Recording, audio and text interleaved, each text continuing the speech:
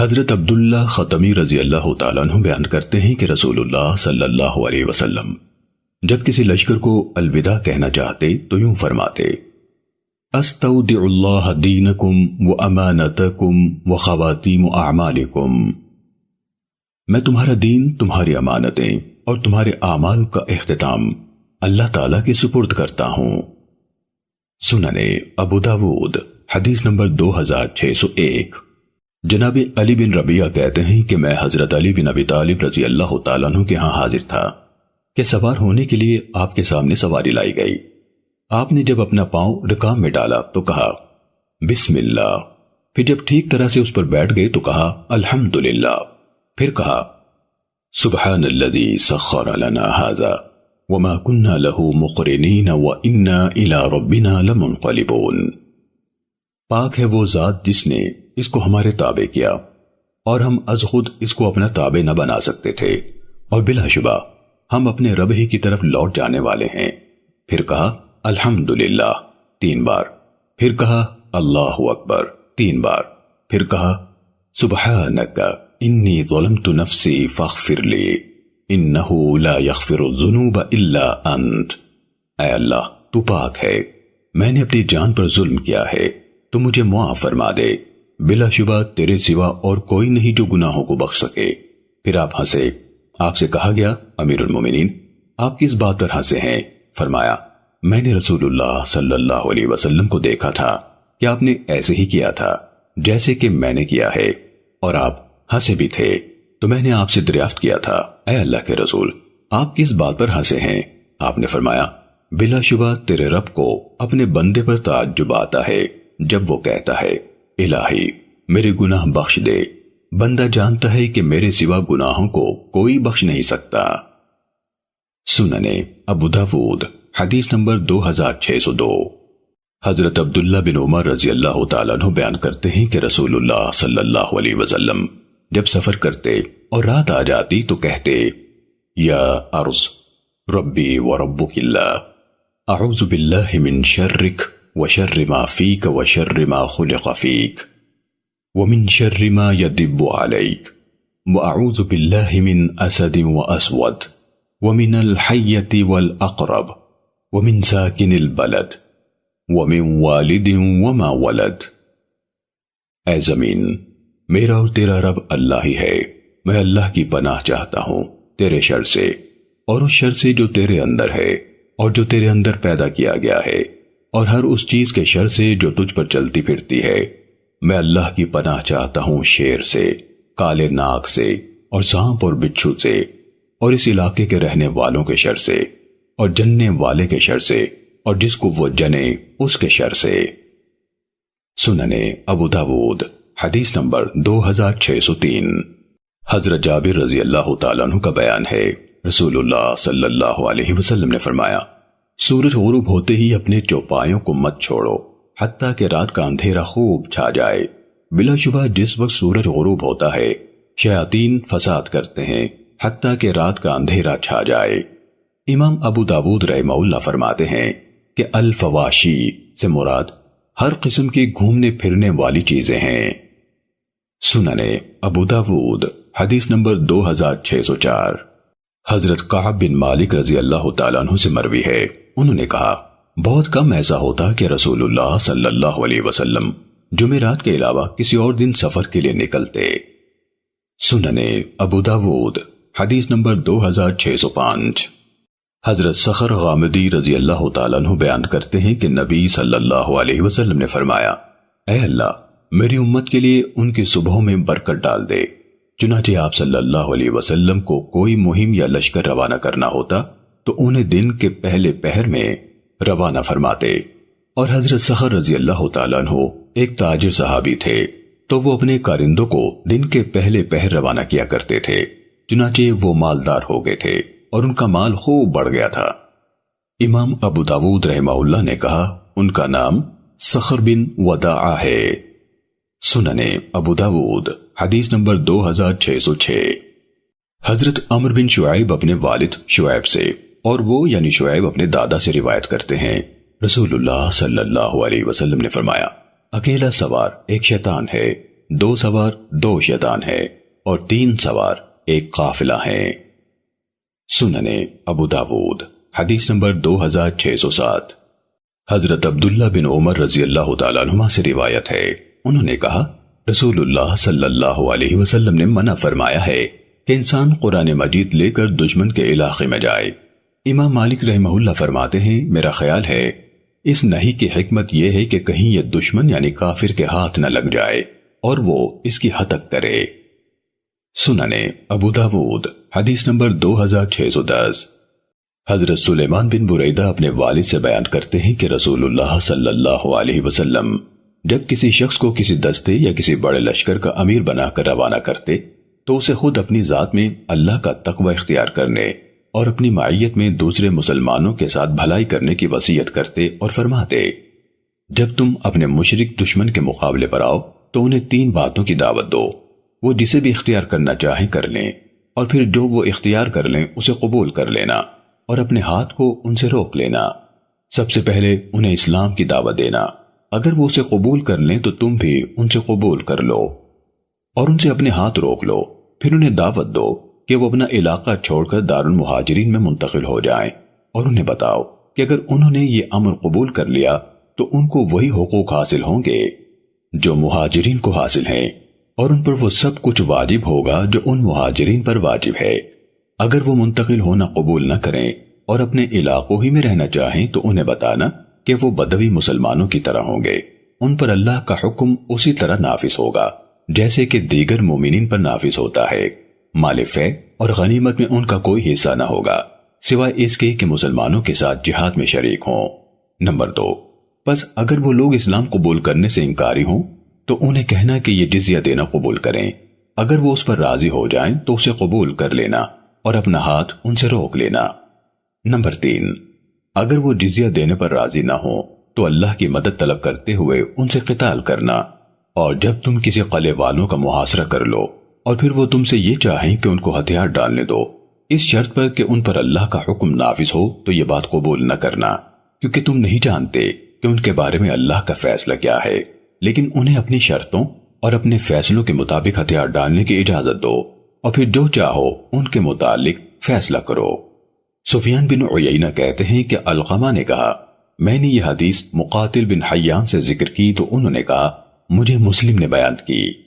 ابو داود رحمہ اللہ نے کہا اس یعنی مسلم سے مراد مسلم بن حیثم ہے، اس نے نعمان بن مقرن رضی اللہ تعالیٰ عنہ سے اور انہوں نے نبی صلی اللہ علیہ وسلم سے بیان کیا جیسے کہ سلیمان بن بریدہ نے بیان کیا ہے۔ سننے ابو داود حدیث نمبر 2612۔ حضرت سلیمان بن بریدہ اپنے والد سے بیان کرتے ہیں نبی صلی اللہ علیہ وسلم نے فرمایا اللہ کے نام سے اور اللہ کی راہ میں غزوہ کرو اور اللہ کا انکار کرنے والوں سے قتال کرو، غزوہ کرو، غدر نہ کرو، غنیمت میں خیانت نہ کرو، مقتولین کے اعضاء نہ کاٹو اور نہ کسی بچے کو قتل کرو۔ سننے ابو داود حدیث نمبر 2613۔ حضرت عبداللہ بن عمر رضی اللہ تعالیٰ عنہ بیان کرتے ہیں کہ رسول اللہ صلی اللہ علیہ وسلم نے بویرہ مقام پر قبیلہ بنو نذیر کی کھجوریں جلائی تھیں اور کاٹی بھی تھیں، اس پر اللہ تعالیٰ نے یہ آیت نازل فرمائی ما قطعتم من لینۃ، جو کھجوریں تم نے کاٹ ڈالی یا جڑوں پر قائم رہنے دی سو وہ اللہ کے حکم سے تھا اور تاکہ اللہ تعالیٰ فاسقوں کو رسوا کر دے۔ سننے ابو داود حدیث نمبر 2615۔ عبداللہ بن عمرو غزی کہتے ہیں کہ میں نے ابو موسر سے سنا، ان سے ابنا کے متعلق پوچھا گیا تو انہوں نے کہا ہم اس کے متعلق خوب جانتے ہیں کہ یہ فلسطین میں یبنا کے نام سے معروف جگہ ہے۔ سننے ابو داود حدیث نمبر 2617۔ حضرت انس رضی اللہ تعالیٰ عنہ کا بیان ہے کہ نبی صلی اللہ علیہ وسلم نے واقعہ بدر سے پہلے بسیسہ کو بطور جاسوس روانہ فرمایا تھا کہ وہ دیکھے کہ ابو سفیان کا قافلہ کس مرحلے میں ہے۔ سننے ابو داود حدیث نمبر 2618۔ حضرت عباد بن شرحبیل کا بیان ہے کہ مجھے قحط اور بھوک نے ستایا تو میں مدینے کے ایک باغ میں چلا گیا اور وہاں سے میں نے ایک بالی لی، اسے مسلا اور کھا لیا اور کچھ اپنے کپڑے میں بھی باندھ لے چلا، بس باغ کا مالک آ گیا تو اس نے مجھے مارا اور میرا کپڑا بھی چھین لیا۔ میں رسول اللہ صلی اللہ علیہ وسلم کی خدمت میں آ گیا تو آپ نے اس سے فرمایا تو نے اسے سمجھایا نہیں جبکہ یہ نادان تھا، اور نہ تو نے اس کو کھلایا جبکہ یہ بھوکا تھا۔ لفظ جائعن بولا یا ساغبن، حدیث نمبر 2620۔ ابو بشر روایت کرتے ہیں کہ میں نے عباد بن شرحبیل سے سنا جو ہمارے قبیلے بنی غبر میں سے تھا، اور مذکورہ بالا حدیث کے ہم معنی روایت کی۔ سننے ابو داود حدیث نمبر 2621۔ حضرت عبداللہ بن عمر رضی اللہ تعالیٰ عنہ بیان کرتے ہیں رسول اللہ صلی اللہ علیہ وسلم نے فرمایا تم میں سے کوئی کسی کے جانور کا بغیر اجازت دودھ نہ نکالے۔ کیا تم پسند کرتے ہو کہ کوئی اس کی کوٹری کو توڑ کر اس کا ذخیرہ طعام نکال لے جائے؟ ایسے ہی جانوروں کے تھن اپنے مالکوں کے لیے دودھ جمع کرتے ہیں، تو کوئی کسی کے جانور کا دودھ نہ نکالے مگر یہ کہ مالک کی اجازت ہو۔ سننے ابو داود حدیث نمبر 2623۔ ابن جریج رحمہ اللہ بیان کرتے ہیں کہ آیت کریمہ یا ایھا الذین آمنوا اطیعوا اللہ واطیعوا الرسول واولی الامر منکم، اے ایمان والو اللہ کی اطاعت کرو، رسول کی اطاعت کرو اور اپنے اولی الامر کی۔ حضرت عبداللہ بن قیس بن عدی رضی اللہ تعالیٰ عنہ کے بارے میں نازل ہوئی تھی۔ نبی صلی اللہ علیہ وسلم نے ان کو ایک مہم میں بھیجا تھا۔ ابن جریج کہتے ہیں کہ مجھے یہ روایت یعلا نے بواسطہ سعید بن جبیر حضرت ابن عباس رضی اللہ تعالیٰ عنہما سے بیان کی۔ تفسیر درذیل روایت میں ہے۔ سننے ابو داود حدیث نمبر 2624۔ حضرت علی رضی اللہ تعالیٰ عنہ سے روایت ہے کہ رسول اللہ صلی اللہ علیہ وسلم نے ایک لشکر حضرت عبداللہ بن عمر رضی اللہ تعالیٰ عنہما کی روایت ہے رسول اللہ صلی اللہ علیہ وسلم نے فرمایا مسلمان پر واجب ہے کہ تمام احکام سنے اور مانے، خواہ اسے پسند آئیں یا ناپسند ہو، جب تک اسے نافرمانی کا حکم نہ دیا جائے۔ جب معصیت کا حکم دیا جائے تو نہ سننا ہے اور نہ اطاعت ہے۔ سننے ابو داود حدیث نمبر 2626۔ حضرت عقبہ بن مالک رضی اللہ تعالیٰ عنہ سے مروی ہے جو کہ بشر بن عاصم کی قوم سے تھے۔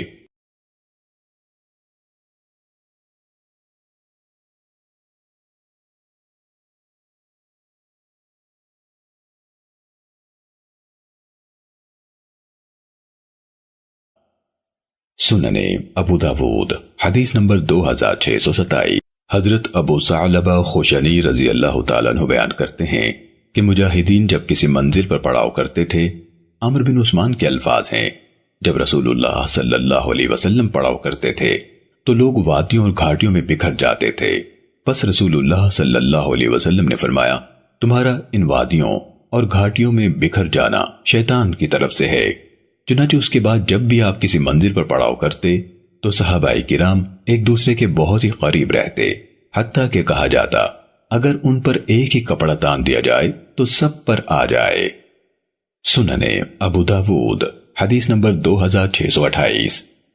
حضرت معاذ بن انس جوہنی رضی اللہ تعالیٰ عنہ سے روایت ہے کہ فلاں غزوے میں اللہ کے نبی صلی اللہ علیہ وسلم کے ہم رکاب تھا، تو لوگوں نے منزلوں پر پڑاؤ کرنے اور خیمے وغیرہ لگانے میں بہت تنگی کا مظاہرہ کیا کہ راستہ بھی نہ چھوڑا، تو نبی صلی اللہ علیہ وسلم نے اپنے ایک منادی بھیجا جس نے لوگوں میں اعلان کیا جو شخص خیمہ لگانے میں تنگی کرے یا راستہ کاٹے تو اس کا جہاد نہیں۔ سننے ابو داود حدیث نمبر 2629۔ سہل بن معاذ اپنے والد حضرت معاذ بن انس جوہنی رضی اللہ تعالیٰ عنہ سے بیان کرتے ہیں، انہوں نے کہا ہم نے اللہ کے نبی صلی اللہ علیہ وسلم کے ساتھ غزوے میں شرکت کی اور مذکورہ بالا حدیث کے ہم معنی بیان کیا۔ سننے ابو داود حدیث نمبر 2630۔ حضرت عبداللہ بن ابی اوفا رضی اللہ تعالیٰ عنہ نے سالم ابو النضر کو لکھا کہ جب وہ حروری لوگوں کی طرف نکلے تھے کہ رسول اللہ صلی اللہ علیہ وسلم نے اپنے ایک غزوے میں جب وہ دشمن سے ٹکرائے تھے فرمایا تھا لوگو دشمن سے ملنے کی تمنا مت کرو، اللہ تعالیٰ سے عافیت مانگو، مگر جب اس سے مٹبھیڑ ہو جائے تو پھر صبر و ثبات سے کام لو اور جان لو کہ جنت تلواروں کے سائے تلے ہے۔ پھر یہ دعا فرمائی اے اللہ کتاب کو نازل کرنے والے، بادلوں کو چلانے والے، لشکروں کو پسپا کرنے والے، انہیں پسپا کر دے اور ہمیں ان پر نصرت اور غلبہ عطا فرما۔ سننے ابو داود حدیث نمبر 2631۔ ابن عون رحمہ اللہ کہتے ہیں کہ میں نے جناب نافع کو لکھ بھیجا اور ان سے یہ مسئلہ دریافت کیا کہ قتال کے موقع پر مشرکین کو دعوت دینا کیا حکم رکھتا ہے، تو انہوں نے مجھے لکھ بھیجا بے شک یہ حکم ابتدائی اسلام میں تھا، بعد ازاں نبی صلی اللہ علیہ وسلم نے قبیلہ بنو مصطلق پر حملہ کیا جبکہ وہ غافل تھے اور ان کے جانور پانی پی رہے تھے، تو آپ نے ان کے لڑنے والوں کو قتل کیا اور باقیوں کو قید کر لیا۔ اسی موقع پر جویریہ بنت حارث آپ کے ہاتھ لگی تھیں، بعد میں حرم نبوی میں داخل کی گئیں۔ نافع کہتے ہیں کہ مجھے یہ حدیث حضرت عبداللہ بن عمر رضی اللہ تعالیٰ عنہما نے بیان کی اور وہ اس لشکر میں شریک تھے۔ امام ابو داود رحمہ اللہ فرماتے ہیں یہ حدیث عمدہ ہے، اسے ابن عون نے نافع سے بیان کیا ہے، ابن عون کا اس میں اور کوئی شریک نہیں۔ سننے ابو داود حدیث نمبر 2633۔ حضرت انس رضی اللہ تعالیٰ عنہ کا بیان ہے کہ نبی صلی اللہ علیہ وسلم نماز فجر کے وقت شب خون مارا کرتے تھے اور اس سے پہلے کان لگا کر سنتے، اگر اذان کی آواز سن لیتے تو باز رہتے ورنہ حملہ کر دیتے۔ سننے ابو داود حدیث نمبر 2634۔ حضرت جابر رضی اللہ تعالیٰ عنہ بیان کرتے ہیں رسول اللہ صلی اللہ علیہ وسلم نے فرمایا جنگ چال کا نام ہے۔ سننے ابو داود حدیث نمبر 2636۔ حضرت کعب بن مالک رضی اللہ تعالیٰ عنہ سے روایت ہے کہ نبی صلی اللہ علیہ وسلم جب کسی طرف غزوے کا ارادہ فرماتے تو کسی اور جانب کا اشارہ کرتے اور فرمایا کرتے جنگ چال کا نام ہے۔ امام ابو داود رحمہ اللہ فرماتے ہیں کہ الحرب خزع کا لفظ اس روایت میں صرف معمر ہی نے اس سند سے بیان کیا ہے، جو در حقیقت عمر بن دینار عن جابر کی سند میں آیا ہے جو اوپر ذکر ہوئی ہے، اور اسی طرح معمر عن حمام بن منبہ عن ابی ہریرہ کی سند میں بھی وارد ہے۔ سننے ابو داود حدیث نمبر 2637۔ جناب ایاس بن سلمہ اپنے والد حضرت سلمہ بن اکوع رضی اللہ تعالیٰ عنہ سے روایت کرتے ہیں کہ رسول اللہ صلی اللہ علیہ وسلم نے حضرت ابو بکر صدیق رضی اللہ تعالیٰ عنہ کو ہمارا امیر بنایا، پھر ہم مشرکین سے جہاد کے لیے نکلے، ہم نے ان پر شب خون مارا، اس رات ہمارا شعار تھا امت امت۔ سلمہ کہتے ہیں کہ اس رات میں نے اپنے ہاتھ سے 7 گھروں کے مشرکین کو قتل کیا تھا۔ سننے ابو داود حدیث نمبر 2638۔ حضرت جابر بن عبداللہ رضی اللہ تعالیٰ عنہ بیان کرتے ہیں کہ رسول اللہ صلی اللہ علیہ وسلم دوران سفر میں پیچھے رہا کرتے تھے، ضعیفوں ہی سواری ہانک لے جاتے اور انہیں اپنے پیچھے بٹھا لیتے اور ان کے لیے دعائیں کرتے۔ سننے ابو داود حدیث نمبر 2639۔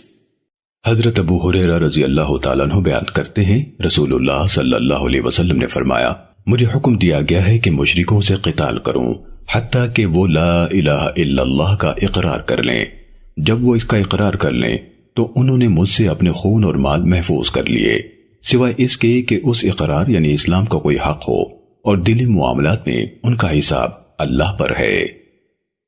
سننے ابو داود حدیث نمبر 2640۔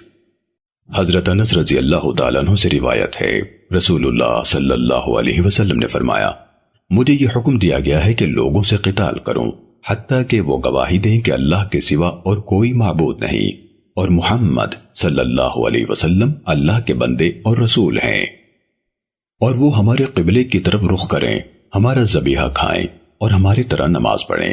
لوگ جب یہ سب کچھ کریں تو ان کے خون اور مال ہم پر حرام ہوں گے، الا یہ کہ اس کلمہ توحید و اسلام کا کوئی حق ہو تو ان کے خون اور مال ہم پر حرام ہوں گے، الا یہ کہ اس کلمہ توحید و اسلام کا کوئی حق ہو، ان کے حقوق وہی ہوں گے جو مسلمانوں کے ہیں اور ان کے فرائض بھی وہی ہوں گے جو مسلمانوں کے ہیں۔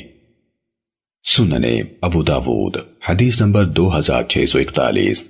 حضرت انس بن مالک رضی اللہ تعالیٰ عنہ سے روایت ہے رسول اللہ صلی اللہ علیہ وسلم نے فرمایا مجھے مشرکین سے قتال کا حکم دیا گیا ہے، اور مذکورہ بالا حدیث کے ہم معنی روایت کیا۔ سننے ابو داود حدیث نمبر 2642۔ حضرت اسامہ بن زید رضی اللہ تعالیٰ عنہ کا بیان ہے کہ رسول اللہ صلی اللہ علیہ وسلم نے ہم لوگوں کو ایک مہم میں حرقات قبیلے کی طرف روانہ فرمایا۔ وہ لوگ ہم سے ڈر گئے اور نکل بھاگے۔ ہم نے ایک آدمی کو جا لیا۔ جب ہم نے اس کو گھیر لیا تو اس نے لا الہ الا اللہ کہہ دیا۔ ہم نے اس کو مارا حتیٰ کہ قتل کر دیا۔ میں نے یہ واقعہ نبی صلی اللہ علیہ وسلم کے سامنے بیان کیا تو آپ نے فرمایا، قیامت کے دن لا الہ الا اللہ کے مقابلے میں تیرے لیے کون ہوگا؟ میں نے عرض کیا، اے اللہ کے رسول، اس نے یہ ہتھیار کے خوف سے کہا تھا۔ آپ نے فرمایا، بھلا تو نے اس کا دل کیوں نہ چیر لیا حتیٰ کہ تجھے معلوم ہو جاتا کہ اس نے اس وجہ سے کہا تھا یا کسی اور وجہ سے۔ قیامت کے دن تیرے لیے لا الہ الا اللہ کے مقابلے میں کون ہوگا؟ آپ یہ کلمہ دہراتے رہے حتیٰ کہ میرا دل چاہا کاش کہ میں آج ہی اسلام لایا ہوتا، یعنی مجھ سے یہ گناہ عظیم سرزد نہ ہوا ہوتا۔ سننے ابو داود حدیث نمبر 2643۔ حضرت مقداد بن اسود رضی اللہ تعالیٰ عنہ کہتے ہیں کہ میں نے کہا، اے اللہ کے رسول، میں اگر کسی کافر سے ٹکراؤں، وہ مجھ سے قتال کرے اور تلوار سے میرا ایک ہاتھ کاٹ ڈالے، پھر میرے وار کرنے پر کسی درخت کی اوٹ لے لے اور کہے میں نے اللہ کے لیے اسلام قبول کیا، تو اے اللہ کے رسول، کیا میں اسے قتل کروں یا نہ، جبکہ اس نے لا الہ الا اللہ کہہ دیا ہو؟ آپ نے فرمایا، اسے قتل مت کرو۔ میں نے عرض کیا، اے اللہ کے رسول، اس نے میرا ایک ہاتھ کاٹ ڈالا ہے۔ رسول اللہ صلی اللہ علیہ وسلم نے فرمایا، اسے قتل مت کرو، اگر تو نے اس کو قتل کر دیا تو وہ تیرے مقام پر ہوگا جہاں کہ تو اس کو قتل کرنے سے پہلے تھا، یعنی معصوم الدم، اور اس کا قتل حرام تھا، اور تو اس کی جگہ پر ہوگا جہاں کہ وہ یہ کلمہ کہنے سے پہلے تھا، یعنی حلال الدم، اور اس کا قتل کرنا حلال تھا۔ سننے ابو داود حدیث نمبر 2644۔ حضرت ابن عباس رضی اللہ تعالیٰ عنہما سے روایت ہے کہ جب یہ آیت کریمہ نازل ہوئی، ان یکم منکم 20 صابرون یغلبوا 200، اگر تم میں 20 ہوئے صبر کرنے والے تو وہ 200 پر غالب آ جائیں گے، تو مسلمانوں کو یہ امر بڑا بھاری محسوس ہوا کہ اللہ نے فرض کر دیا ہے کہ ایک آدمی 10 کے مقابلے سے نہ بھاگے۔ پھر یہ تخفیف نازل ہوئی، الآن خفف اللہ عنکم، اب اللہ نے تم سے تخفیف کر دی ہے اور اس نے جان لیا ہے کہ تم میں کمزوری ہے، سو اگر تم میں 100 افراد ہوئے صابر و ثابت قدم تو وہ 200 پر غالب ہوں گے۔ ابو توبہ ربی راوی حدیث نے یہ آیت کریمہ یغلبوا 200 تک پڑھی، کہا کہ جب اللہ تعالیٰ نے گنتی میں تخفیف فرما دی تو اس اعتبار سے صبر میں بھی کمی کر دی۔ سننے ابو داود حدیث نمبر 2646۔ حضرت ابو سعید رضی اللہ تعالیٰ عنہ سے مروی ہے کہ بدر کے دن یہ آیت نازل ہوئی تھی، وَمَن يُوَلِّهِمْ يَوْمَئِذٍ دُبُرًا، جس نے اس دن ان کفار سے پیٹ پھیری سوائے اس حال کے کہ پینترا بدلتا ہو لڑائی میں یا کسی جماعت کی پناہ لیتا ہو تو وہ مستثنی ہے، ورنہ وہ اللہ کے غضب کے ساتھ لوٹا اور اس کا ٹھکانہ دوزخ ہے اور یہ بہت برا ٹھکانہ ہے۔ بسم اللہ الرحمن الرحیم۔ ہمیں خبر دی الامام الحافظ ابو بکر احمد بن علی بن ثابت خطیب بغدادی نے، کہا الامام القاضی ابو عمرو قاسم بن جعفر بن عبد الواحد ہاشمی نے کہا، ہمیں خبر دی ابو علی محمد بن احمد بن عمرو لؤلؤی نے، انہوں نے کہا ہمیں بیان کیا ابو داود سلیمان بن اشعث سجستانی رحمہ اللہ نے ماہ محرم سن 275 ہجری میں فرمایا۔ سننے ابو داود حدیث نمبر 2648۔ حضرت خباب بن ارت رضی اللہ تعالیٰ عنہ کہتے ہیں، ہم رسول اللہ صلی اللہ علیہ وسلم کی خدمت میں حاضر ہوئے جبکہ آپ ایک چادر کو تکیہ بنائے کعبے کے سائے میں لیٹے ہوئے تھے۔ ہم نے آپ سے شکایت کی اور کہا کہ آپ ہمارے لیے مدد نہیں مانگتے، کیا آپ ہمارے لیے اللہ سے دعا نہیں فرماتے؟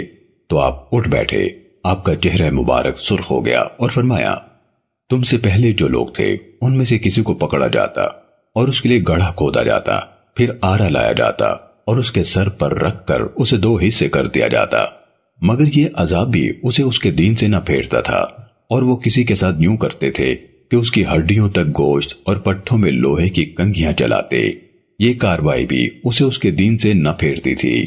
اللہ کی قسم، اللہ عز و جل اپنا یہ دین پورا کر کے رہے گا، حتیٰ کہ ایک سوار صنعاء اور حضرموت کے درمیان سفر کرے گا، اسے اللہ کے سوا کسی کا خوف نہ ہوگا، یا یہ زیادہ سے زیادہ بکریوں کے متعلق اندیشہ ہوگا کہ بھیڑیا نہ حملہ کر دے، لیکن تم جلدی کر رہے ہو، یعنی صبر و تحمل سے کام لو، اللہ مدد کرے گا۔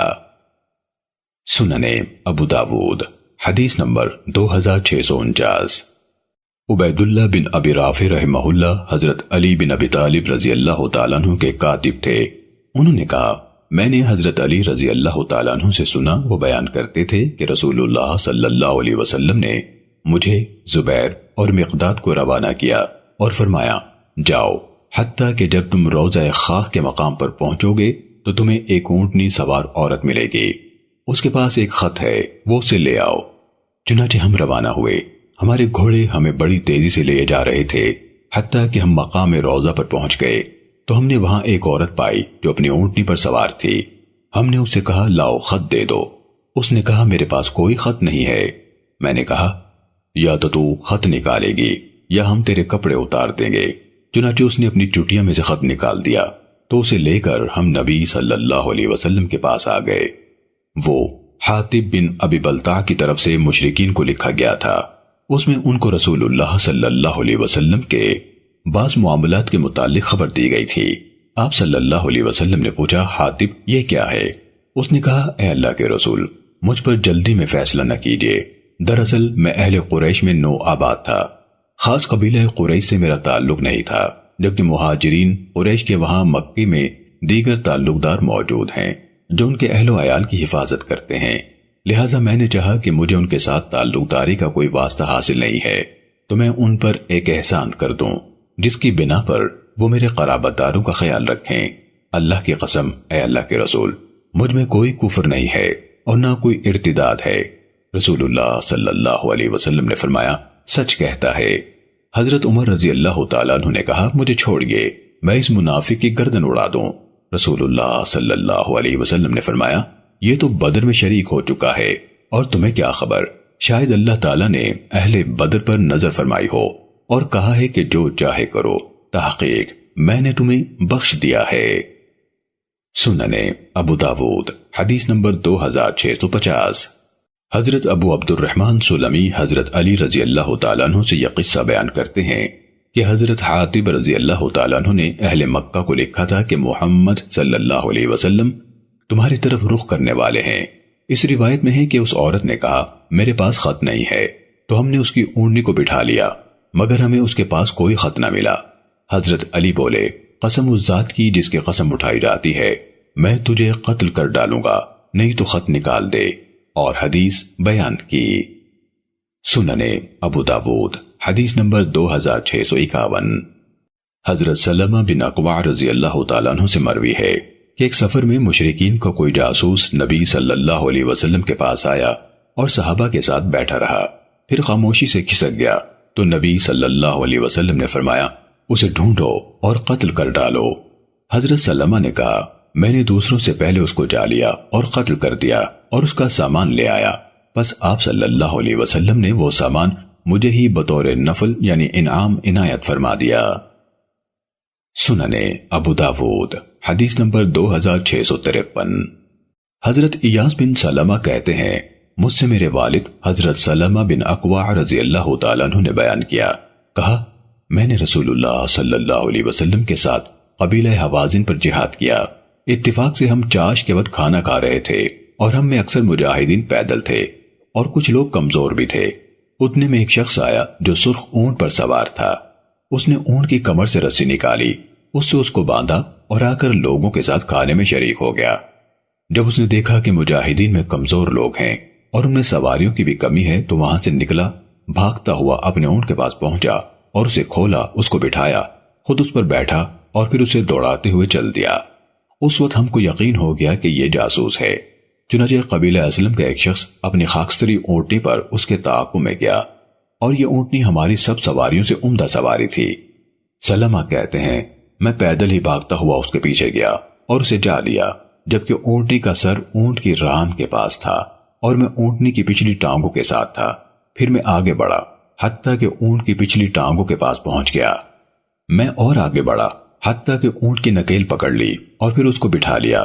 جب اس نے اپنا گھٹنا زمین پر رکھا تو میں نے اپنی تلوار نکالی اور سوار کے سر پر دے ماری تو وہ کٹ کر دور جا گرا۔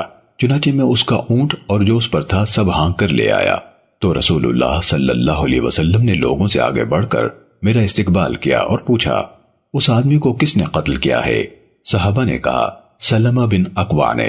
آپ صلی اللہ علیہ وسلم نے فرمایا، اس کا سارا اسباب اسی کا ہے۔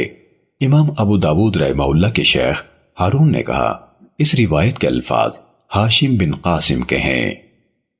سننے ابو داود حدیث نمبر 2654۔ حضرت نعمان بن مقرن رضی اللہ تعالیٰ عنہ بیان کرتے ہیں کہ میں رسول اللہ صلی اللہ علیہ وسلم کے ہاں حاضر رہا ہوں۔ آپ اگر دن کے ابتدائی حصے میں قتال نہ کرتے تو اس میں اتنی تاخیر فرماتے کہ سورج ڈھل جاتا، ہوائیں چلنے لگتی اور نصرت نازل ہوتی۔ سننے ابو داود حدیث نمبر 2655۔ حضرت براء رضی اللہ تعالیٰ عنہ بیان کرتے ہیں کہ حنین کے دن جب نبی صلی اللہ علیہ وسلم کا مشرکین کے ساتھ مقابلہ ہوا اور مسلمان آپ کے پاس سے بھاگ گئے تو آپ اپنے خچر سے نیچے اتر کر پیدل ہو گئے۔ سننے ابو داود حدیث نمبر 2658۔ حضرت جابر بن عتیق رضی اللہ تعالیٰ عنہ سے مروی ہے، اللہ کے نبی صلی اللہ علیہ وسلم فرمایا کرتے تھے، غیرت کے کچھ انداز اللہ تعالیٰ کو محبوب اور کچھ ناپسند ہے۔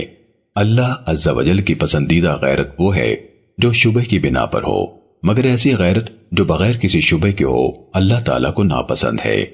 اسی طرح بڑائی کا اظہار بھی کچھ ایسا ہے جو اللہ کو ناپسند ہے اور کچھ پسندیدہ ہے۔ پسندیدہ بڑائی کا اظہار وہ ہے جو قتال کے وقت مجاہد اپنے متعلق کرتا ہے یا صدقہ کرتے وقت ہو، اور بڑائی کا اظہار جو اللہ تعالیٰ کو ناپسند ہے وہ ہے جو ظلم اور تعدی میں ہو۔ موسیٰ بن اسماعیل شیخ ابو داؤد رحمہ اللہ نے ناپسندیدہ بڑائی کے اظہار میں نسب میں فخر کا بھی ذکر کیا۔ سننے ابو داود حدیث نمبر 2659۔ حضرت ابو ہریرہ رضی اللہ تعالیٰ عنہ بیان کرتے ہیں کہ نبی صلی اللہ علیہ وسلم نے 10 افراد کو بطور جاسوس روانہ کیا اور ان پر حضرت عاصم بن ثابت کو امیر مقرر کیا تو قبیلہ حذیل کے تقریباً 100 تیر انداز ان کے مقابلے میں آ گئے۔ جب عاصم رضی اللہ تعالیٰ عنہ نے ان کو دیکھا تو یہ سب ایک ٹیلے کی اوٹ میں ہو گئے، مگر ان کافروں نے ان کو گھیر لیا اور بولے، ہتھیار پھینک دو اور اپنے آپ کو ہمارے حوالے کر دو، ہم تم سے یہ عہد کرتے ہیں اور پختہ وعدہ ہے کہ تم میں سے کسی کو قتل نہ کریں گے۔ عاصم رضی اللہ تعالیٰ عنہ نے کہا، میں کسی کافر کے عہد میں نہیں آتا۔ تو انہوں نے ان مجاہدین کو تیر مارے اور عاصم سمیت 7 افراد کو قتل کر دیا، اور 3 افراد نے ان کافروں کا عہد و میثاق قبول کر لیا۔ یہ تھے خبیب اور زید بن داسینہ اور ایک اور آدمی، اس کا نام عبداللہ بن طارق بلوی آیا ہے۔ جب ان کافروں نے ان کو پکڑ لیا تو انہوں نے ان کی کمانوں کی تانتیں کھولی اور ان سے ان کو باندھ دیا۔ تیسرا آدمی کہنے لگا، یہ پہلا دھوکہ ہے، اللہ کی قسم میں تمہارے ساتھ نہیں چلوں گا، میرے لیے میرے قتل ہو جانے والے ساتھی ہی نمونہ ہیں۔ انہوں نے اس کو گھسیٹا، مگر اس نے ان کے ساتھ چلنے سے انکار کر دیا تو انہوں نے اس کو قتل کر دیا، اور خبیب اور زید کو انہوں نے مکے لے جا کر بیچ دیا۔ حضرت خبیب کو حارث بن عامر کے بیٹوں نے خرید لیا، چنانچہ خبیب رضی اللہ تعالیٰ عنہ ان کے قیدی ہو گئے، حتیٰ کہ انہوں نے ان کو قتل کرنے کا فیصلہ کر لیا۔ متعینہ تاریخ سے پہلے خبیب نے ان سے اس طرح طلب کیا تاکہ زیر ناف بال صاف کر سکیں۔ جب وہ ان کو قتل کرنے کے لیے لے چلے تو خبیب رضی اللہ تعالیٰ عنہ نے کہا، مجھے مہلت دو، میں 2 رکعت ادا کر لوں۔ پھر کہا، قسم اللہ کی، اگر مجھے یہ شبہ نہ ہوتا کہ تم لوگ سمجھو گے کہ ڈر کے مارے نماز پڑھتا ہے تو میں اور زیادہ نماز پڑھتا۔ سننے ابو داود حدیث نمبر 2660۔ ابن عوف کی سند ہے کہ زہری نے کہا، مجھے عمر بن ابی سفیان بن اسید بن جاریہ ثقفی نے بیان کیا، اور یہ بنی زہرہ کے حلیف اور حضرت ابو ہریرہ رضی اللہ تعالیٰ عنہ کے شاگردوں میں سے تھے، اور حدیث بیان کی۔ سننے ابو داود حدیث نمبر 2661۔ حضرت براء بن عازب رضی اللہ تعالیٰ عنہ بیان کرتے ہیں کہ رسول اللہ صلی اللہ علیہ وسلم نے احد والے دن تیر اندازوں کے جتھے پر حضرت عبداللہ بن جبیر رضی اللہ تعالیٰ عنہ کو امیر مقرر کیا۔ ان لوگوں کی تعداد 50 تھی، اور ان سے فرمایا تھا، اگر تم دیکھو کہ پرندے ہمیں اچک رہے ہیں تب بھی تم یہ جگہ نہ چھوڑنا حتیٰ کہ میں تمہیں کوئی پیغام بھیجوں، اور اگر تم دیکھو کہ ہم نے کافروں کو شکست دے دی ہے اور ہم ان کو روند رہے ہیں تب بھی تم یہی رہنا حتیٰ کہ میں تمہیں بلواؤں۔ بیان کرتے ہیں کہ اللہ تعالیٰ نے کافروں کو شکست سے دوچار کر دیا۔ قسم اللہ کی، میں نے دیکھا کہ ان کی عورتیں پناہ کے لیے پہاڑ پر چڑھ رہی تھیں، تو عبداللہ بن جبیر کے تیر انداز ساتھیوں نے کہا، غنیمت، اے قوم غنیمت، تمہارے ساتھی غالب آ گئے ہیں، تم کیا دیکھ رہے ہو؟ عبداللہ بن جبیر نے کہا، کیا تم بھول گئے ہو کہ رسول اللہ صلی اللہ علیہ وسلم نے تم سے کیا فرمایا تھا؟ انہوں نے کہا، قسم اللہ کی، ہم تو لوگوں کے ساتھ مل کر غنیمت جمع کریں گے۔ چنانچہ وہ چلے آئے تو ان کے منہ پھیر دیے گئے اور شکست سے دوچار ہوئے۔ سننے ابو داود حدیث نمبر 2662۔ حضرت حمزہ بن ابی اسید اپنے والد ابو اسید مالک بن ربیعہ انصاری رضی اللہ تعالیٰ عنہ سے روایت کرتے ہیں، انہوں نے کہا، جب ہم نے بدر میں صفیں بنا لی تو رسول اللہ صلی اللہ علیہ وسلم نے فرمایا، جب وہ تمہارے قریب ہوں یعنی تمہاری زد میں آ جائیں تو تیر مارنا اور اپنے تیروں کو محفوظ رکھنا، یعنی بلا ضرورت تیر نہ چلانا تاکہ تیر محفوظ رہیں۔ سننے ابو داود حدیث نمبر 2663۔ حضرت عبداللہ بن عمر رضی اللہ تعالیٰ عنہما سے روایت ہے کہ کسی غزوے میں دیکھا گیا کہ ایک عورت کو قتل کیا گیا ہے، تو رسول اللہ صلی اللہ علیہ وسلم نے عورتوں اور بچوں کے قتل کو بہت برا جانا۔ سننے ابو داود حدیث نمبر 2668۔ حضرت رباح بن ربی بیان کرتے ہیں کہ ہم ایک غزوے میں رسول اللہ صلی اللہ علیہ وسلم کے ساتھ تھے۔ آپ نے دیکھا کہ لوگ کسی چیز پر اکٹھے ہو رہے ہیں۔ آپ نے ایک آدمی کو بھیجا کہ دیکھ کر آئے کہ وہ کیوں جمع ہیں۔ وہ واپس آیا اور آ کر بتایا، ایک عورت قتل کی گئی ہے اور وہ اس پر جمع ہے۔ پس آپ نے فرمایا، یہ تو لڑنے والی نہ تھی۔ بیان کیا کہ اس فوج کے مقدمے پر خالد بن ولید تھے۔ آپ نے ایک شخص کو بھیجا کہ خالد سے کہہ دو کسی عورت یا کسی مزدور کو ہرگز قتل نہ کریں۔ سننے ابو داود حدیث نمبر 2669۔ حضرت عائشہ رضی اللہ تعالیٰ عنہ بیان کرتی ہیں کہ یہودیوں کے قبیلہ بنی قریظہ کی عورتوں میں سے صرف ایک عورت کو قتل کیا گیا تھا۔ وہ میرے پاس بیٹھی باتیں کر رہی تھی اور اتنا ہنستی تھی کہ اس کے پیٹ اور کمر میں بل پڑ جاتے تھے، حالانکہ رسول اللہ صلی اللہ علیہ وسلم بازار میں اس کی قوم کے لوگوں کو قتل کیے جا رہے تھے۔ اچانک ایک پکارنے والے نے اس عورت کا نام پکارا کہ فلانی کہاں ہے؟ وہ کہنے لگی، میں ہوں۔ میں نے پوچھا، تیرا کیا قصہ ہے؟ کہنے لگی، میں نے ایک کام کیا ہے۔ چنانچہ وہ پکارنے والا اسے لے گیا اور پھر اس کی گردن مار دی گئی۔ حضرت عائشہ رضی اللہ تعالیٰ عنہ کہتی ہیں، میں اسے نہیں بھولی ہوں اور اس پر تعجب ہوتا ہے کہ اسے معلوم تھا کہ وہ قتل ہونے والی ہے، مگر وہ ہنس ہنس کر لوٹ پوٹ ہو رہی تھی۔ سننے ابو داود حدیث نمبر 2671۔ حضرت صعب بن جسامہ رضی اللہ تعالیٰ عنہ سے منقول ہے کہ انہوں نے رسول اللہ صلی اللہ علیہ وسلم سے سوال کیا تھا کہ مشرکین کے گھر والوں کا کیا حکم ہے جبکہ ان پر شب خون مارا جاتا ہے تو چھوٹے بچے اور عورتیں بھی اس کی زد میں آ جاتے ہیں؟ تو نبی صلی اللہ علیہ وسلم نے فرمایا، وہ بھی انہی میں سے ہیں، اور عمرو بن دینار کہا کرتے تھے، وہ بھی اپنے آبا میں سے ہیں۔ زہری رحمہ اللہ نے کہا، رسول اللہ صلی اللہ علیہ وسلم نے اس کے بعد عورتوں اور بچوں کے قتل سے منع فرما دیا تھا۔ سننے ابو داود حدیث نمبر 2672۔ محمد بن حمزہ اسلمی اپنے والد حمزہ بن عمر اسلمی سے روایت کرتے ہیں کہ رسول اللہ صلی اللہ علیہ وسلم نے ان کو ایک دستے کا امیر بنایا تھا۔ کہتے ہیں کہ جب میں روانہ ہوا تو آپ نے فرمایا، اگر تمہیں فلاں شخص مل جائے تو اس کو آگ سے جلا دینا۔ میں نے پیٹھ پھیری تو آپ نے مجھے بلایا۔ میں آپ کے پاس واپس آیا تو آپ نے فرمایا، اگر تم فلاں کو پاؤ تو اسے قتل کر دینا، جلانا نہیں، بلا شبہ آگ سے عذاب آگ کا رب ہی دے سکتا ہے۔ سننے ابو داود حدیث نمبر 2673۔ حضرت ابو ہریرہ رضی اللہ تعالیٰ عنہ سے روایت ہے کہ رسول اللہ صلی اللہ علیہ وسلم نے ہم کو ایک مہم پر روانہ کیا اور فرمایا، اگر تم فلاں فلاں کو پاؤ، اور مذکورہ والا حدیث کے ہم معنی بیان کیا۔ سننے ابو داود حدیث نمبر 2674۔ حضرت عبد الرحمن بن عبداللہ اپنے والد حضرت عبداللہ بن مسعود رضی اللہ تعالیٰ عنہ سے روایت کرتے ہیں کہ ایک سفر میں ہم رسول اللہ صلی اللہ علیہ وسلم کے ساتھ تھے۔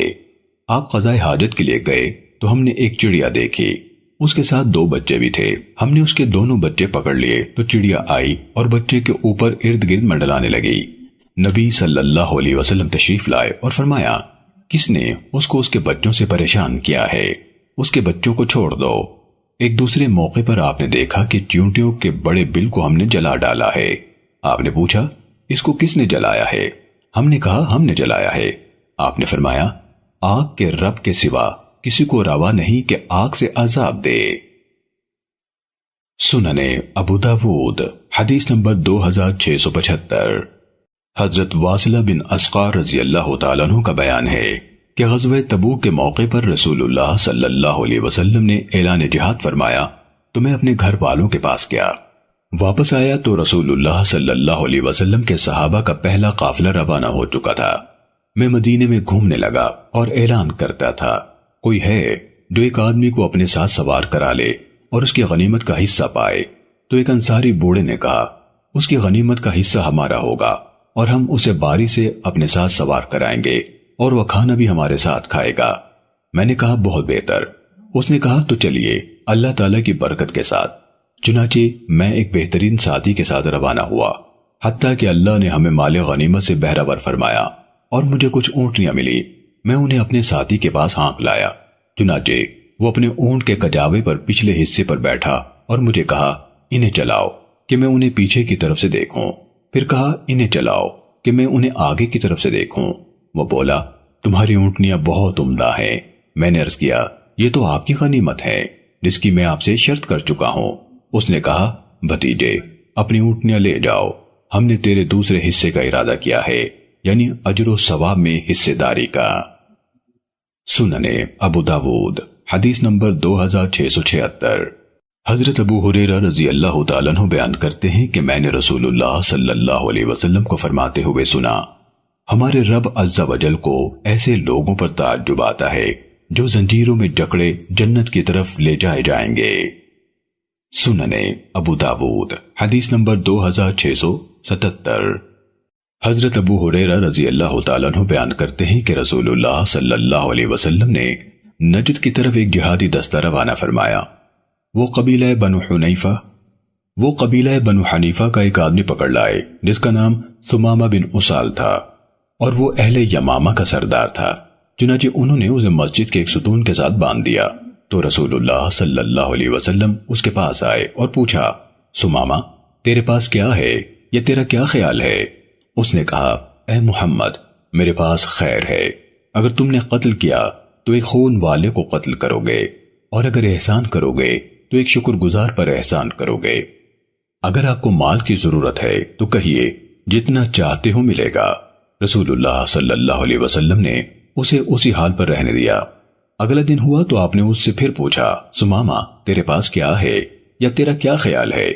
تو اس نے پہلی جیسی بات دہرائی۔ پس رسول اللہ صلی اللہ علیہ وسلم نے اسے اسی حال پر رہنے دیا، حتیٰ کہ اگلا دن ہوا تو بھی یہی مکالمہ ہوا۔ تب رسول اللہ صلی اللہ علیہ وسلم نے فرمایا، ثمامہ کو آزاد کر دو۔ چنانچہ وہ چلا گیا اور مسجد کے قریب نخلستان میں پہنچا، وہاں جا کر غسل کیا اور پھر مسجد میں واپس آ گیا اور کہنے لگا، اشہد ان لا الہ الا اللہ واشہد ان محمدًا عبدہ ورسولہ۔ میں گواہی دیتا ہوں کہ ایک اللہ کے سوا کوئی معبود نہیں، اور گواہی دیتا ہوں کہ محمد صلی اللہ علیہ وسلم اس کے بندے اور رسول ہیں۔ اور دونوں نے پوری حدیث بیان کی۔ عیسیٰ بن حماد نے کہا، ہم کو لیث بن سعد نے خبر دی تو اس میں ان تقتل ذا دم کی بجائے ذا ذم کے لفظ بیان کیے۔ اگر قتل کیا تو ایک صاحب ذمہ اور احترام والے کو قتل کرو گے۔ مفہوم دونوں کا یہ ہے کہ میری قوم بدلہ لے گی۔ سننے ابو داود حدیث نمبر 2679۔ حضرت انس رضی اللہ تعالیٰ عنہ بیان کرتے ہیں کہ رسول اللہ صلی اللہ علیہ وسلم نے اپنے اصحاب کو بلایا اور پھر بدر کی طرف روانہ ہوئے تو اچانک انہیں قریش کے اونٹ ملے جن پر وہ پانی ڈھوتے تھے۔ ان میں بنی حجاج کا کالے رنگ کا ایک غلام بھی تھا۔ صحابہ نے اس کو پکڑ لیا اور اسے تفتیش کرنے لگے کہ ابو سفیان کہاں ہے۔ اس نے کہا، اللہ کی قسم مجھے اس کے معاملے کی کوئی خبر نہیں، لیکن یہ اہل قریش آئے ہیں، ان میں ابو جہل، ربیہ کے دونوں بیٹے عتبہ و شیبہ اور امیہ بن خلف بھی ہیں۔ جب وہ صحابہ کو یہ بات کہتا تو وہ اسے مارنے لگتے، پس وہ کہتا، مجھے چھوڑو بتاتا ہوں۔ جب اسے چھوڑ دیتے تو کہتا، اللہ کی قسم مجھے ابو سفیان کا کوئی علم نہیں، لیکن یہ اہل قریش آئے ہیں، ان میں ابو جہل، ربیعہ کے دونوں بیٹے عتبہ و شیبہ اور امیہ بن خلف بھی ہیں۔ نبی صلی اللہ علیہ وسلم نماز پڑھ رہے تھے اور یہ سب سن رہے تھے۔ جب آپ نماز سے فارغ ہوئے تو فرمایا، قسم اس ذات کی جس کے ہاتھ میں میری جان ہے، جب وہ تمہیں سچ کہتا ہے تو تم مارنے لگتے ہو، اور جب جھوٹ بولتا ہے تو اسے چھوڑ دیتے ہو۔ یہ قریش کے لوگ ابو سفیان ہی کو بچانے کے لیے آئے ہیں۔ حضرت انس رضی اللہ تعالیٰ عنہ نے بیان کیا کہ رسول اللہ صلی اللہ علیہ وسلم نے فرمایا، کل یہ جگہ فلاں کا مقتل ہوگی، اور آپ نے اپنا ہاتھ زمین پر رکھا۔ کل یہ جگہ فلاں کا مقتل ہوگی، اور آپ نے اپنا ہاتھ زمین پر رکھا۔ کل یہ جگہ فلاں کا مقتل ہوگی، اور آپ نے اپنا ہاتھ زمین پر رکھا۔ انس کہتے ہیں، قسم اس ذات کی جس کے ہاتھ میں میری جان ہے، ان نامزد لوگوں میں سے کوئی ایک بھی رسول اللہ صلی اللہ علیہ وسلم کے ہاتھ کی جگہ سے ادھر ادھر نہ ہوا۔ سو رسول اللہ صلی اللہ علیہ وسلم نے ان مقتولوں کے متعلق حکم دیا تو انہیں ٹانگوں سے پکڑ پکڑ اور گھسیٹ گھسیٹ کر بدر کے کنویں میں ڈال دیا گیا۔ سننے ابو داود حدیث نمبر 2681۔ حضرت ابن عباس رضی اللہ تعالیٰ عنہما سے مروی ہے، انہوں نے کہا، جب کوئی عورت ایسی ہوتی کہ اس کے بچے زندہ نہ رہتے تو وہ نظر مان لیا کرتی تھی کہ اگر اس کا بچہ زندہ رہا تو وہ اسے یہودی بنا ڈالے گی۔ سو جب بنو نظیر کو مدینے سے جلا وطن کیا گیا تو ان میں انصاریوں کے لڑکے بھی تھے جو اس قسم کی نظر کے تحت یہودی بنائے گئے تھے۔ انہوں نے کہا، ہم اپنے بچوں کو نہیں چھوڑیں گے، یعنی ان کے ساتھ نہیں جانے دیں گے۔ تو اللہ تعالیٰ نے یہ آیت نازل فرمائی، لا اکراہ فی الدین قد تبین الرشد من الغی۔ دین میں کوئی جبر و اکراہ نہیں، ہدایت گمراہی کے مقابلے میں واضح اور نمایاں ہو چکی ہے۔ امام ابو داود رحمہ اللہ فرماتے ہیں، المقلات وہ عورت ہوتی ہے جس کے بچے زندہ نہ رہتے ہوں۔ سننے ابو داود حدیث نمبر 2682۔ حضرت سعد بن ابی وقاص رضی اللہ تعالیٰ عنہ کا بیان ہے کہ فتح مکہ کے موقع پر رسول اللہ صلی اللہ علیہ وسلم نے 4 مردوں اور 2 عورتوں کے سوا تمام لوگوں کو امان دے دی تھی۔ راوی نے ان کے نام گنوائے، ان میں ابن ابی سرح بھی تھے، اور حدیث بیان کی۔ ابن ابی سرح حضرت عثمان بن عفان رضی اللہ تعالیٰ عنہ کے ہاں چھپ گئے تھے۔ رسول اللہ صلی اللہ علیہ وسلم نے جب لوگوں کو بیعت کے لیے بلایا تو عثمان رضی اللہ تعالیٰ عنہ ان یعنی ابن ابی سرح کو لے آئے اور رسول اللہ صلی اللہ علیہ وسلم کے پاس کھڑا کر دیا اور عرض کیا، اے اللہ کے نبی، عبداللہ کی بیعت قبول فرما لیجئے۔ آپ نے اپنا سر اٹھایا، ان کی طرف دیکھا، 3 بار اس طرح ہوا۔ آپ نے ہر بار اس کا انکار فرمایا۔ تیسری بار کے بعد آپ نے ان سے بیعت فرما لی۔ پھر اپنے صحابہ کی طرف متوجہ ہوئے اور فرمایا، تم میں کوئی سمجھدار آدمی نہ تھا جو اس کی طرف اٹھتا، جب دیکھا کہ میں نے اس کی بیعت سے ہاتھ کھینچ لیا ہے تو اس کو قتل کر دیتا۔ انہوں نے کہا، اے اللہ کے رسول، ہمیں معلوم نہ تھا کہ آپ کے جی میں کیا ہے، آپ اپنی آنکھ سے ہمیں اشارہ فرما دیتے۔ آپ نے فرمایا، نبی کو لائق نہیں کہ اس کی آنکھ خائن ہو۔ امام ابو داود رحمہ اللہ فرماتے ہیں، عبداللہ بن ابی سرح حضرت عثمان رضی اللہ تعالیٰ عنہ کی رضائی بھائی تھے، اور ولید بن عقبہ حضرت عثمان کے ماں کی طرف سے بھائی تھے۔ انہوں نے جب شراب پی تھی تو حضرت عثمان رضی اللہ تعالیٰ عنہ نے ان کو حد لگائی تھی۔ سننے ابو داود حدیث نمبر 2683۔ حضرت انس بن مالک رضی اللہ تعالیٰ عنہ سے روایت ہے کہ فتح مکہ کے موقع پر رسول اللہ صلی اللہ علیہ وسلم مکے میں داخل ہوئے تو آپ کے سر پر خود تھی۔ جب آپ نے اسے اتارا تو آپ کے پاس ایک آدمی آیا اور بتایا کہ ابن قتل کعبے کے پردوں کے ساتھ چمٹا ہوا ہے۔ آپ نے فرمایا، اس کو قتل کر ڈالو۔ امام ابو داود رحمہ اللہ فرماتے ہیں کہ ابن قتل کا نام عبداللہ تھا، اور حضرت ابو برزہ اسلمی رضی اللہ تعالیٰ عنہ نے اس کو قتل کیا تھا۔ سننے ابو داود حدیث نمبر 2685۔ حضرت انس بن مالک رضی اللہ تعالیٰ عنہ کا بیان ہے کہ سفر حدیبیہ میں اہل مکہ کے 80 آدمی فجر کی نماز کے وقت تنعیم کے پہاڑوں سے اترے کہ نبی صلی اللہ علیہ وسلم اور آپ کے اصحاب کو قتل کر ڈالیں، مگر رسول اللہ صلی اللہ علیہ وسلم نے ان کو پکڑ لیا اور انہوں نے بھی اپنے آپ کو ان کے حوالے کر دیا۔ رسول اللہ صلی اللہ علیہ وسلم نے بعد میں ان کو رہا کر دیا تو اللہ تعالیٰ نے یہ آیت نازل فرمائی، وَهُوَ الَّذِي كَفَّ أَيْدِيَهُمْ عَنْكُمْ وَأَيْدِيَكُمْ عَنْهُمْ بِبَطْنِ مَكَّةِ۔ اللہ وہ ذات ہے جس نے وادی مکہ میں ان کے ہاتھوں کو تم سے روکے رکھا اور تمہارے ہاتھوں کو ان سے روکے رکھا۔ سننے ابو داود حدیث نمبر 2688۔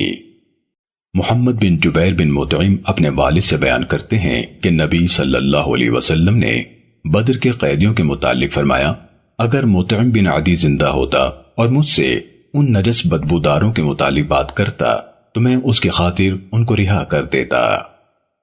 سننے ابو داود حدیث نمبر 2689۔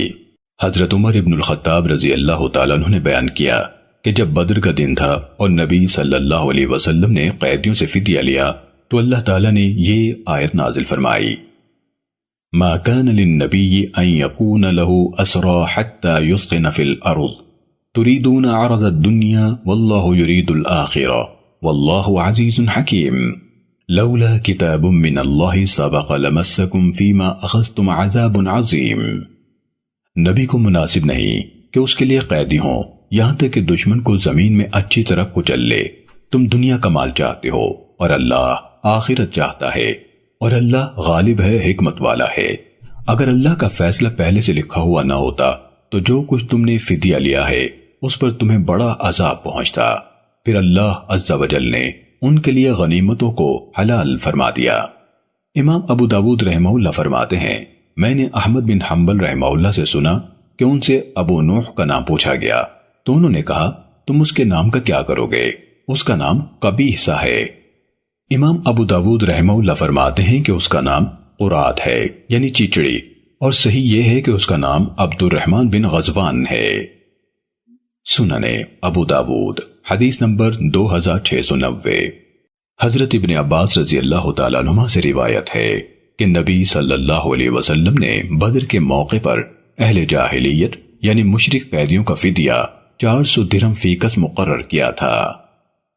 سننے ابو داود حدیث نمبر 2691۔ حضرت عائشہ رضی اللہ تعالیٰ عنہ کا بیان ہے کہ جب اہل مکہ نے اپنے قیدیوں کے فدیے بھیجے تو حضرت زینب رضی اللہ تعالیٰ عنہ یعنی نبی صلی اللہ علیہ وسلم کی صاحبزادی نے اپنے شوہر ابو العاص کے فدیے میں مال بھیجا اور وہ ہار پیش کیا جو ام المومنین حضرت خدیجہ رضی اللہ تعالیٰ عنہ نے ان کو ابو العاص سے شادی کے وقت دیا تھا۔ اسے دیکھ کر رسول اللہ صلی اللہ علیہ وسلم پر شدید رقت طاری ہوئی اور فرمایا، اگر تم مناسب سمجھو تو اس کے قیدی کو اس کے لیے ویسے ہی رہا کر دو اور اس کا ہار اسے واپس کر دو۔ صحابہ نے اسے بخوشی قبول کیا۔ چنانچہ رسول اللہ صلی اللہ علیہ وسلم نے ابو العاص سے یہ عہد لیا کہ زینب رضی اللہ تعالیٰ عنہ کو آپ کی طرف بھیج دے گا۔ پھر رسول اللہ صلی اللہ علیہ وسلم نے حضرت زید بن حارثہ رضی اللہ تعالیٰ عنہ اور ایک انصاری کو بھیجا اور انہیں کہا، تم وادی یاجج کے دامن میں رکنا حتیٰ کہ زینب تمہارے پاس آ جائے تو پھر اسے ساتھ لے کر آ جانا۔ سننے ابو داود حدیث نمبر 2692۔ مروان بن حکم اور مسور بن مخرمہ رضی اللہ تعالیٰ عنہ کا بیان ہے کہ حوازن کے مسلمان لوگوں کا وفد رسول اللہ صلی اللہ علیہ وسلم کی خدمت میں آیا تو انہوں نے درخواست کی کہ ہمارا مال واپس کر دیا جائے جو کہ غزوہ حنین میں مسلمانوں کے قبضے میں آیا ہے۔ رسول اللہ صلی اللہ علیہ وسلم نے فرمایا، میرے ساتھ یہ لوگ ہیں جن کو تم دیکھ رہے ہو یعنی مجاہدین، اور مجھے بات وہ پسند ہے جو سچی ہو۔ تم لوگ دو میں سے ایک چیز اختیار کر لو، قیدی یا مال۔ انہوں نے کہا، ہم اپنے قیدیوں کو اختیار کرتے ہیں، انہیں رہا کر دیا جائے۔ تو رسول اللہ صلی اللہ علیہ وسلم خطبے کے لیے کھڑے ہوئے، اللہ عز و جل کی حمد و ثنا بیان کی، پھر فرمایا، تمہارے یہ بھائی تائب ہو کر آئے ہیں، میں نے یہ مناسب سمجھا ہے کہ ان کے قیدی ان کو واپس کر دوں، تو تم میں سے بھی جو خوشی خوشی یہ کام کرنا چاہے کرے، اور جو پسند کرے کہ اس کے قیدی کے بدلے اسے اس کا حصہ دیا جائے تو یہ ہمارے ذمہ رہا، اور پہلی غنیمت جو اللہ ہمیں دے گا اس میں سے ہم اس کا حق ادا کریں گے۔ لوگوں نے کہا، اے اللہ کے رسول، ہم ان کے لیے بخوشی یہ کام کرتے ہیں۔ آپ نے فرمایا، ہم پر یہ واضح نہیں ہے کہ تم میں سے کس نے اجازت دی ہے اور کس نے نہیں دی، لہٰذا تم جاؤ حتیٰ کہ تمہارے نمائندے ہمیں آ کر تمہارا معاملہ بتائیں۔ چنانچہ وہ لوگ لوٹ گئے، ان کے امیروں اور نمائندوں نے ان سے کھل کر بات کی تو ان نمائندوں نے آ کر بتایا کہ ہمارے لوگ خوشی سے انہیں آزاد کرنے کی اجازت دے رہے ہیں۔ سننے ابو داود حدیث نمبر 2693۔ حضرت عمر بن شعیب اپنے والد سے، وہ یعنی شعیب اپنے دادا سے اس واقعے کے سلسلے میں بیان کرتے ہیں کہ پھر رسول اللہ صلی اللہ علیہ وسلم نے فرمایا، ان لوگوں کی عورتیں اور بچے انہیں لوٹا دو، اور جو کوئی بلا عوض واپس نہ کرنا چاہے تو ہمارا اس سے وعدہ ہے کہ پہلی غنیمت جو اللہ تعالی ہمیں عنایت فرمائے گا اس میں سے 6 اونٹ اسے دیے جائیں گے۔ پھر آپ اپنے اونٹ کے قریب ہوئے اور اس کے کوہان سے کچھ بال لیے اور فرمایا، لوگو، اس غنیمت میں سے میرے لیے خمس یعنی 5ویں حصے کے سوا کچھ نہیں ہے، اس قدر بال بھی نہیں۔ اور آپ نے اشارہ کرتے ہوئے اپنی انگلی بلند فرمائی اور فرمایا، یہ خمس بھی تم لوگوں ہی میں تقسیم ہوگا، لہذا سوئی اور دھاگے تک واپس کر دو۔ چنانچہ ایک آدمی کھڑا ہوا، اس کے ہاتھ میں بالوں کا گچھا سا تھا۔ وہ بولا، میں نے یہ بال لیے ہیں تاکہ پالان کے نیچے کی گدی درست کر لوں۔ رسول اللہ صلی اللہ علیہ وسلم نے فرمایا، جو میرا ذاتی حصہ ہے یا بنی عبد المطلب کا وہ تم لے سکتے ہو، دوسروں کا نہیں۔ اس نے کہا، اگر اس کا اتنا گناہ ہے جو میں دیکھ رہا ہوں تو مجھے اس کی کوئی ضرورت نہیں، اور اس نے گچھا پھینک دیا۔ سننے ابو داود حدیث نمبر 2694۔ حضرت ابو طلحہ رضی اللہ تعالیٰ عنہ سے منقول ہے کہ رسول اللہ صلی اللہ علیہ وسلم جب کسی قوم پر غالب آ جاتے تو اس کے بعد 3 دن تک ان کے علاقے میں اقامت فرماتے۔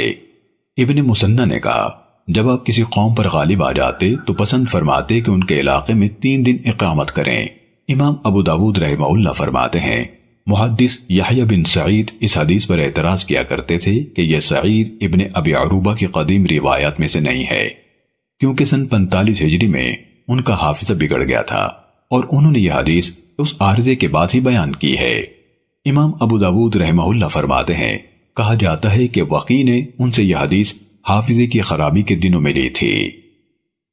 سننے ابو داود حدیث نمبر 2695۔ حضرت ایاس بن سلمہ اپنے والد سلمہ بن اقوا رضی اللہ تعالیٰ عنہ سے روایت کرتے ہیں، کہتے ہیں، ہم حضرت ابو بکر رضی اللہ تعالیٰ عنہ کے ساتھ جہاد کے لیے روانہ ہوئے۔ رسول اللہ صلی اللہ علیہ وسلم نے ان کو ہمارا امیر بنایا تھا۔ ہم نے بنو فزارہ کے ساتھ جہاد کیا اور ہر طرف سے ان پر چڑھائی کی۔ میں نے لوگوں کی ایک جماعت دیکھی، ان میں بچے تھے اور عورتیں بھی۔ میں نے ایک تیر مارا جو ان کے اور پہاڑ کے درمیان جا گرا تو وہ اٹھ کھڑے ہوئے۔ میں انہیں حضرت ابو بکر رضی اللہ تعالیٰ عنہ کے پاس لے آیا۔ ان میں فزارہ کی ایک عورت تھی جس نے ایک پرانی کھال اوڑی ہوئی تھی، اس کے ساتھ اس کی بیٹی بھی تھی جو عرب کی حسین ترین لڑکیوں میں سے تھی۔ ابو بکر رضی اللہ تعالیٰ عنہ نے وہ لڑکی بطور نفل غنیمت مجھے دے دی۔ میں مدینے آیا اور رسول اللہ صلی اللہ علیہ وسلم مجھے ملے اور فرمایا، اے سلمہ، وہ عورت مجھے ہبہ کر دے۔ میں نے عرض کیا، قسم اللہ کی، وہ تو مجھے بہت پسند آئی ہے اور میں نے اس کا کپڑا بھی نہیں اٹھایا، بس آپ خاموش رہے۔ جب اگلا دن ہوا، رسول اللہ صلی اللہ علیہ وسلم مجھے بازار میں ملے اور فرمایا، اے سلمہ، عورت مجھے ہبہ کر دے، تیرے باپ کی بھلائی ہو۔ میں نے عرض کیا، اے اللہ کے رسول، میں نے اس کا کپڑا تک نہیں اٹھایا مگر وہ آپ کی ہوئی۔ چنانچہ آپ نے اسے اہل مکہ کی طرف بھیج دیا، جبکہ کچھ مسلمان قیدی ان کے قبضے میں تھے، تو اس عورت کو بطور فدیہ کے ان کو دے دیا۔ سننے ابو داود حدیث نمبر 2697۔ محمد بن سلیمان الانباری کی سند سے مروی ہے، حضرت ابن عمر رضی اللہ عنہما بیان کرتے ہیں کہ ان کا ایک گھوڑا بھاگ گیا تو دشمن نے اسے پکڑ لیا۔ پھر مسلمان ان پر غالب آ گئے تو وہ گھوڑا رسول اللہ صلی اللہ علیہ وسلم کے زمانے میں ابن عمر رضی اللہ عنہما کو واپس دے دیا گیا۔ ایک اور موقع پر حضرت ابن عمر رضی اللہ تعالیٰ عنہما کا ایک غلام بھاگ گیا اور رومیوں کے علاقے میں چلا گیا۔ مسلمان ان پر غالب آئے تو حضرت خالد بن ولید رضی اللہ تعالیٰ عنہ نے ان کو یہ واپس کر دیا، اور یہ نبی صلی اللہ علیہ وسلم کے بعد کا واقعہ ہے۔ سننے ابو داود حدیث نمبر 2699۔